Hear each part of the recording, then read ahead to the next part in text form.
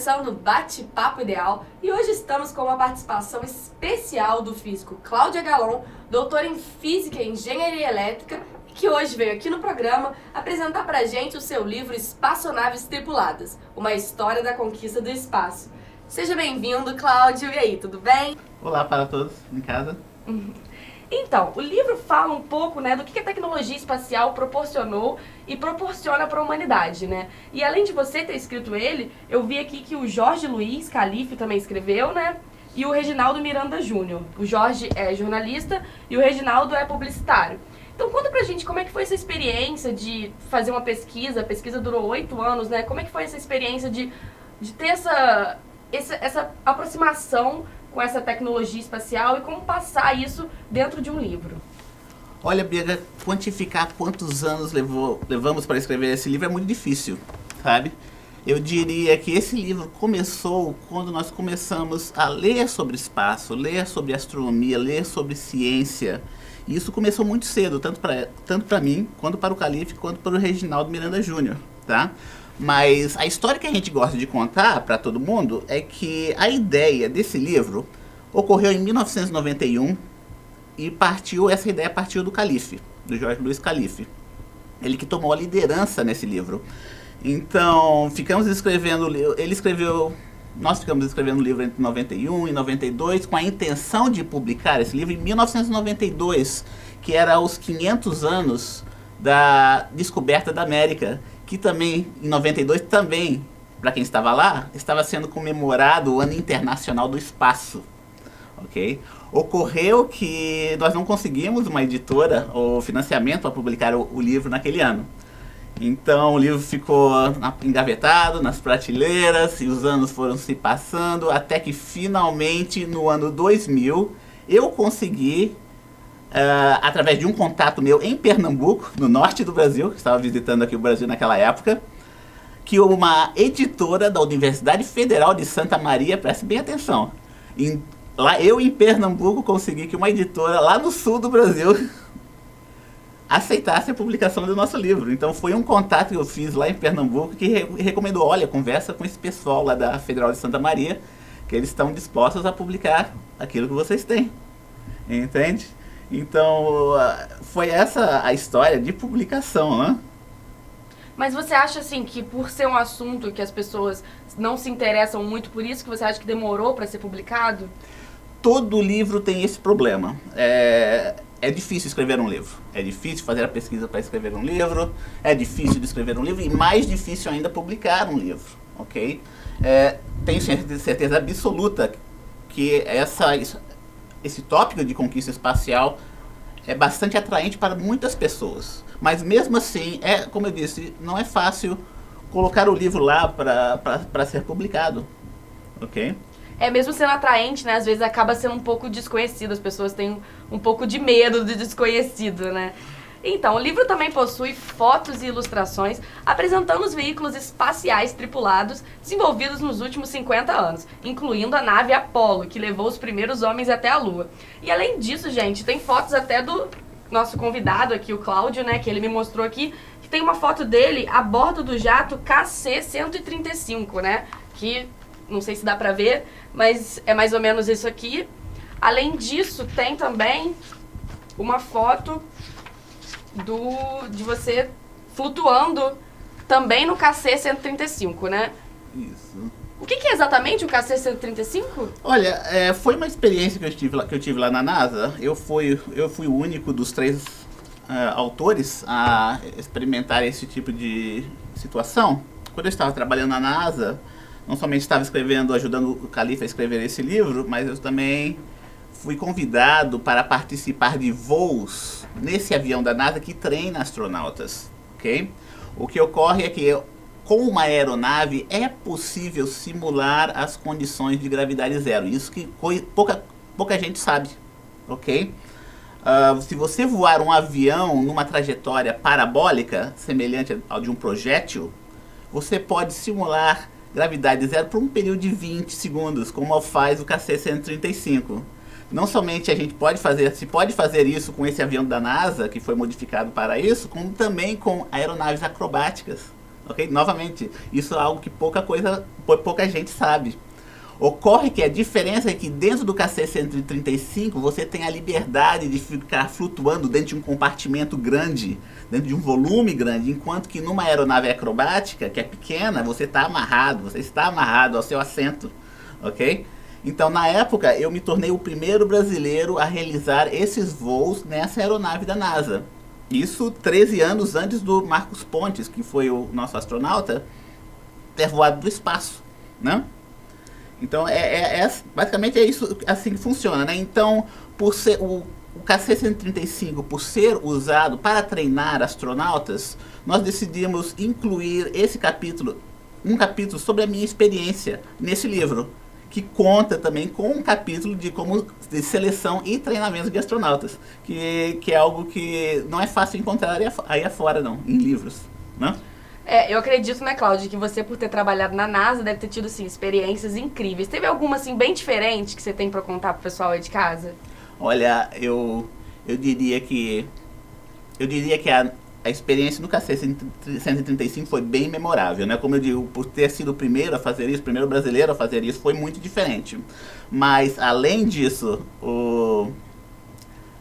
os experimentos que eu fiz na NASA, as pesquisas que eu fiz na NASA, somente agora eu estou finalmente tendo uma perspectiva histórica delas, não? Quando eu estava lá na NASA, não somente fazendo os experimentos no KC-135, mas também trabalhando na minha própria tecnologia, que finalmente está amadurecendo agora, eu simplesmente quase que eu perdi a motivação de continuar trabalhando naquela pesquisa, porque não estava funcionando de jeito nenhum. Até que finalmente, 25 anos mais tarde, agora, né? Essa pesquisa que eu fiz há 25 anos atrás finalmente está dando frutos. Então essa é uma outra experiência memorável que eu tive lá na NASA, que eu posso dizer para você. Então, há 25 anos atrás, quando eu estava tentando desenvolver um sensor de fibra ótica, naquela época nada estava funcionando, era muito frustrante. E olhando agora para trás, 25 anos mais tarde, agora tudo está funcionando tão bem com aquele sensor, com aquela pesquisa que eu estava fazendo na NASA, que eu quase abandonei.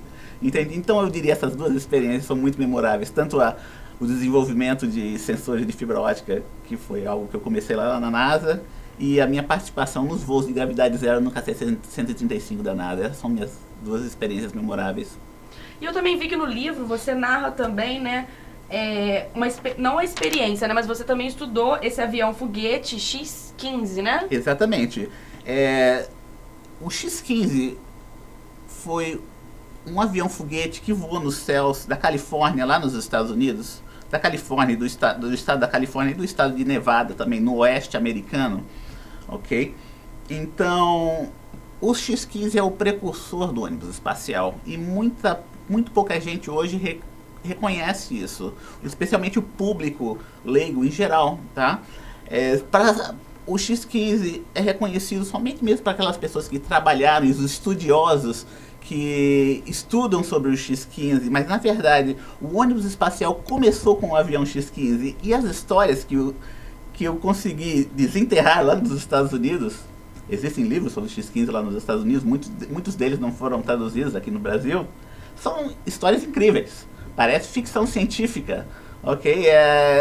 Histórias de pilotos voando no espaço durante esse período. Enquanto a nave penetrava o espaço, a nave ficou completamente sem energia elétrica. Como é que você vai conseguir retornar para a Terra com uma nave espacial, que era o avião foguete X-15, sem energia elétrica? Já imagina? E esse astronauta, ele conseguiu aterrissar com segurança na Terra, apesar desses problemas. Isso é algo que eu descrevo no livro. Outras histórias muito interessantes, que infelizmente não deu para incluir no livro, foi o caso do piloto Jack McKay, o piloto da X-15. E ele teve um problema com uma das aeronaves e teve que declarar emergência. Estava para aterrissar no deserto, a aeronave estava começando a ficar sem controle, então ele decidiu ejetar da aeronave. Imagine um avião de milhões de dólares, você tem que ejetar desse avião de milhões de dólares.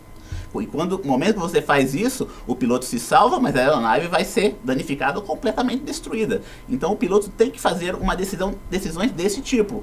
ocorreu que, no momento que ele decidiu ejetar da aeronave, o X-15 que ele estava pilotando estava começando a tombar de ponta cabeça. Estava próximo do solo, do deserto, lá na Califórnia. Então, no momento que ele ejetou, em vez de ejetar para cima, ele, na verdade, ejetou para baixo. Então, a primeira coisa que tocou o solo foi o capacete dele. E o Jack McKay, na verdade, ficou com várias vértebras, quebrou várias vértebras nessa ejeção. Ele teve que se aposentar, se afastar do programa X-15 por alguns meses para poder recuperar a saúde. Voltou novamente para o programa, ficou mais curto, ficou com menos altura, perdeu 2 centímetros na estatura dele em função das vértebras que ele quebrou e acabou, é claro, mais tarde se aposentando mais cedo em função desse acidente que ele teve no programa. Okay? Então, como eu disse, são histórias realmente fantásticas, que não são de ficção científica, é realidade. E você lê algo desse tipo, você fica pensando, meu Deus do céu, como nós conseguimos fazer isso, não? Eu tenho certeza que deve ter muita história aqui, incríveis, né?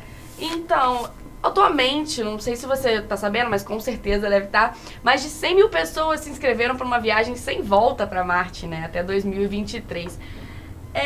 Você acha que você teria coragem de ir para lá também, se inscrever que nem essas pessoas, de ir para Marte sem volta?